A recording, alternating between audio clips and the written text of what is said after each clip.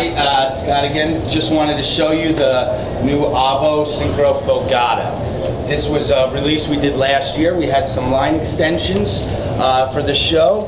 This being the first time we're unveiling the Toro in a tubo.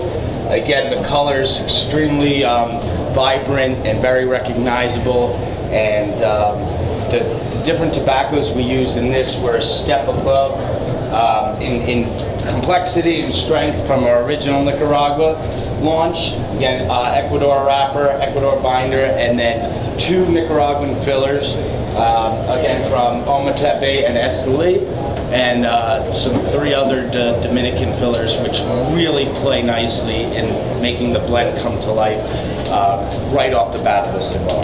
So that's our newest one to the series.